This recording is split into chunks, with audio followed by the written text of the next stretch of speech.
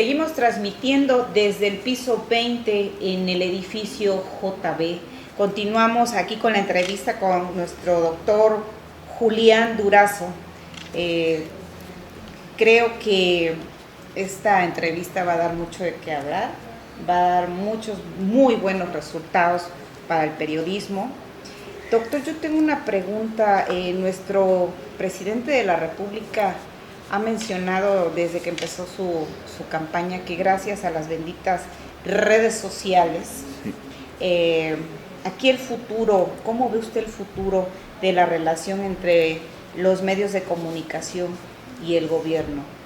Que gracias a las redes sociales pues ya no se puede tapar el sol con un dedo. ¿Qué opinión le da este punto? A mí me da siempre mucho miedo tratar de mirar en la bola de cristal y adivinar el futuro, porque tiende uno a equivocarse, a ignorar cosas que uno consideraba triviales y pueden ser importantes, pero de lo que se ve con las redes sociales es un proceso paradójico. Entonces, está por supuesto toda la dimensión democrática de las redes sociales que permiten que una mayor cantidad de personas tengan acceso a la información, y también, y esto es yo creo la parte importante de las redes sociales, no solo al consumo de la información, sino a la producción de la información, ¿no? La gente efectivamente usa su teléfono y graba a un policía agrediendo a una persona en una esquina y se vuelve noticia, y cambian las relaciones entre la policía y el barrio en cuestión por este tipo de acciones. Entonces no se puede negar que hay una dimensión positiva. También está el ejemplo del que hablábamos en privado de los grandes movimientos sociales en el mundo árabe, ¿no? La famosa primavera árabe que se organiza alrededor de redes sociales. Entonces se pueden producir movimientos sociales sumamente importantes.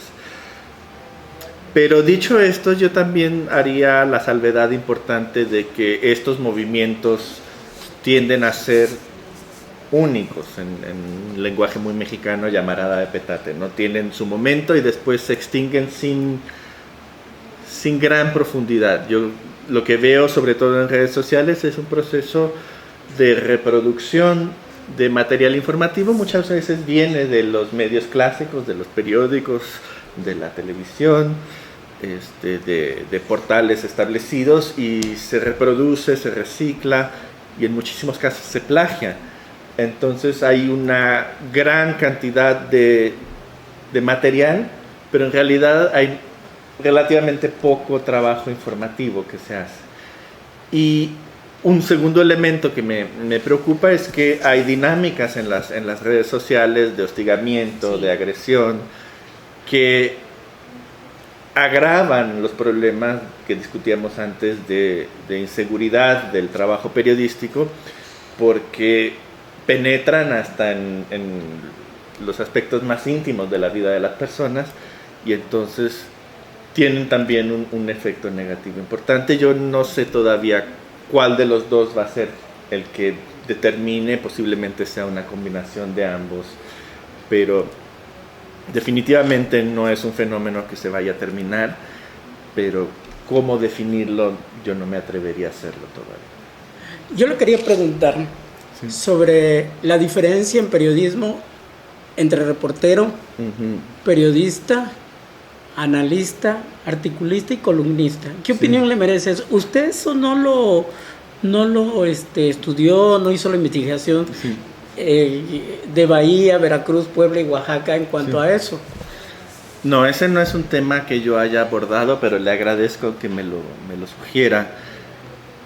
Entonces la respuesta que le doy es un poco la saco del sombrero así en vivo, pero una de las cosas que es interesante del periodismo veracruzano y mexicano en general es una presencia mayor de este grupo que se llaman columnistas, pero que son columnistas profesionales que publican con regularidad, y que de lo que me han dicho los compañeros periodistas, de lo que me han dicho también algunos políticos aquí en Veracruz, sirven como mensajeros, transmiten mensajes que muchas veces están en clave, que son para que se entiendan entre periodistas, pero que no necesariamente están destinados a la población en general. A la sociedad en general. Este fenómeno yo no lo observé en Bahía, donde este tipo de columnistas no existen. Allá los periódicos tienen columnistas, pero tienden a ser personajes de la vida pública. El arzobispo de Salvador, un profesor universitario, un empresario conocido, que escriben una vez por semana, pero son reflexiones que no son políticas, sino tienen que ver con moral, tienen que ver con negocios, tienen que ver con cultura, y entonces son otro tipo de periodismo que no tienen gran influencia política. O sea, no hay especialistas en escribir artículos de opinión, artículos de fondo sobre política. ¿No existe eso allá en Bahía? No tan sistemático. Entonces sí puedo pensar en un profesor de ciencia política que publica una vez por semana en un periódico en Bahía, pero no como los periódicos veracruzanos, donde uno encuentra columnas todos los días en casi todos los periódicos, ¿no? Hay algunos que incluso los llaman el Partenón porque tienen tantas columnas, ¿no? Sí. Volviendo a una pregunta que se hizo en la primera transmisión, el riesgo que se vive en Bahía, o el riesgo que pudieran vivir los periodistas, los comunicólogos en Bahía, ¿es la misma situación que se vive aquí en Veracruz? ¿O tienen un poco más de seguridad a la hora de estar comunicando, de estar dando una noticia? Vamos a hablar de política. Sí. ¿Qué tan grave es allá hablar para un periodista en términos de política? Depende. Entonces, como le decía yo, Brasil es el segundo país en términos de agresiones a periodistas en América Latina. Y una parte de estas agresiones tienen que ver con lo que publican los periodistas. Entonces, sí hay un proceso de censura violenta. Lo que es diferente es que Bahía en general no ha vivido un proceso de descomposición social, de inseguridad pública, como lo vivió Veracruz u otros estados de la República Mexicana. Entonces, las agresiones que sufren los periodistas tienen que ver con las publicaciones que hacen, sobre todo justamente en portales digitales de alcance muy local, que se dedican a la publicación de lo que se llama periodismo amarillo, escándalos financieros, pero también sexuales, morales, de todo tipo, que producen represalias. Y estas represalias en algunos casos son violentas y en algunos casos atentan contra la vida de los periodistas. Y estos son los peligros inmediatos, físicos, que sufren los periodistas en Bahía, y de los que se niegan a hablar en público, lo cual yo encuentro muy interesante, porque en principio hablar de ello posiblemente los protegería, ¿no? Como los periodistas aquí en Veracruz encontraron que hablar de la violencia permite exhibirla y permite crear mecanismos de protección y de autoprotección. En Brasil todo esto no se ve. Pero tanto en México como en Veracruz, hablando de la violencia, la mayoría, o me atrevo a decir, todos los periodistas viven en la indefensión. O sea, no hay quien te defienda.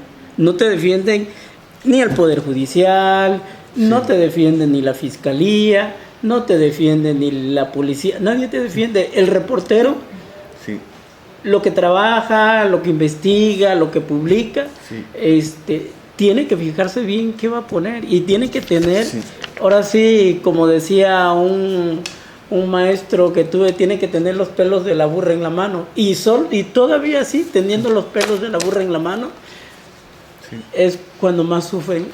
¿Qué hacer sobre eso? ¿Qué opinión tiene sobre eso? ¿Y qué puede hacer el periodista para protegerse de esa situación? Yo diría dos cosas. La primera es un poco contradecirlo, me lo permito, porque los mecanismos existen, podemos después discutir de su efectividad, pero el Estado de Veracruz tiene su Comisión Estatal de Atención y Protección a Periodistas. Que no sirve para nada. Pero al menos la tiene, y existe yo la tomo como como un ente que hay ahí para defenderlos. Pero como ¿cómo se dice? Es como una conciencia, como un Pepe Grillo que le dice a la sociedad y sobre todo al gobierno: este problema existe y necesita atención. No se ha encontrado la manera de atenderla apropiadamente, estoy de acuerdo. Todos los periodistas que yo he entrevistado critican a la CEAP porque resulta poco efectiva o nada efectiva. No ha hecho su trabajo. Pero al menos existe y su existencia recuerda que hay un trabajo por hacer. Este tipo de mecanismos yo no los he visto en Brasil. Lo que los compañeros periodistas me han dicho sobre la protección del trabajo periodístico, y yo pienso que tienen razón, es que mucho de eso tiene que ver con la creación de mecanismos de autoprotección y de solidaridad, que es un trabajo que también está en ciernes en Veracruz, ¿no? Hay varias asociaciones distintas de periodistas, pero están fragmentadas, son regionales, no tienen relaciones entre sí, no representan una voz única que pudiera exigirle al gobierno que la CEAP se vuelva un organismo funcional, por ejemplo. No tienen tampoco una voz que sea una interlocutora con los empresarios de los medios, pero también con otros grupos sociales. Entonces, la organización de los periodistas entre sí me parece que es un elemento importante que ya está permitiendo un mayor grado de defensa, de reducción de la vulnerabilidad, pero que hay mucho trabajo por hacer. Bueno, hace ratito fuera de cámaras hablábamos sobre la calidad de los medios o periodistas. Sí. Yo no lo quiero meter en aprietos, ¿verdad? No quiero que haya una comparación. Pero bueno, la calidad en periodismo para usted, aquí en nuestro país, a la de Brasil, Bahía, ¿cuál sería la diferencia? Si uno llega y va a los puestos de periódicos, la diferencia parece ser muy marcada, porque los periódicos del estado de Bahía, que son los que yo conozco mejor, han hecho un trabajo muy importante de revisión de su diseño gráfico, de su identidad como medios. Entonces son mucho más sofisticados de lo que uno ve aquí en Veracruz. Pero si uno se atiene al contenido de lo que se publica, ahí uno ve que en realidad no es que yo diga que el periodismo veracruzano sea de enorme calidad, pero el periodismo bahiano que se ve mejor no es mejor, ¿no? El recurso a fórmulas ya hechas, patrón que se sea patrones, a gráficos y todo eso. La reproducción de los boletines oficiales, el uso de fórmulas populares muy poco claras, los errores de sintaxis, de articulación, de estructuración del contenido están presentes en ambos. Entonces se ve más bonito, pero no es necesariamente bonito. Sí. Oiga, ¿cuál es el futuro? Que a usted no le gusta hablar de futuro, pero es importante aquí, de los medios con el poder político en Veracruz. ¿Cómo ve? ¿Qué tienen que hacer los medios para que los políticos no se sientan aludidos ni tengan la piel tan delgadita que no les gustan las críticas?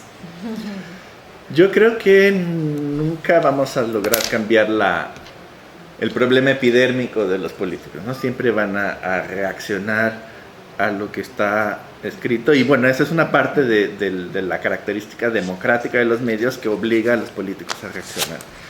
Yo creo que si hubiera que dar consejos, y aquí yo empiezo a hablar como un profesor clásico, el consejo que yo daría sería que los medios en Veracruz, pero también en Bahía y en muchas otras partes, tienen que trabajar en su credibilidad, tienen que trabajar en su legitimidad frente a su audiencia, ¿no? Una crítica que se escucha con frecuencia es que hay muchos medios que en ocasiones son buenos, que en ocasiones publican buenos reportajes, que en ocasiones hacen periodismo de investigación, que en ocasiones descubren problemas importantes, que en ocasiones obligan al gobierno del estado a responder a distintos problemas, pero siempre en ocasiones y no de manera sistemática.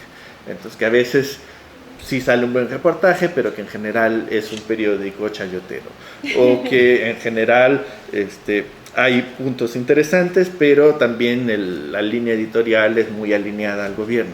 Entonces, a mí me parece que los medios necesitan trabajar en este tema de la credibilidad con un trabajo sistemático que atienda al público y que sí se distancie del gobierno. Pues amigas y amigos, doctor, aquí en Enlace Veracruz 212 tiene las puertas abiertas. Cuando usted guste, a la hora que usted ordene, es bueno oír críticas constructivas para este tipo de medio de comunicación. Y para los periodistas es, yo creo que un factor fundamental que alguien con el conocimiento que tiene usted en ciencias, híjole, yo creo que nos va a traer muy buenos resultados. Así es, Olga. Aspiramos ser conductores, transmitir como periodista lo que vivimos día a día en nuestro estado, en nuestro país. Aquí tienen las puertas abiertas, doctor. Muchísimas gracias. Agradecemos su visita. Y muchas gracias por la invitación. Y por supuesto que aprovecharé para regresar en algún momento. Bueno, aquí está, será bienvenido. Compromiso, Gracias, Gracias. Nos estamos viendo en Enlace Veracruz. Que nos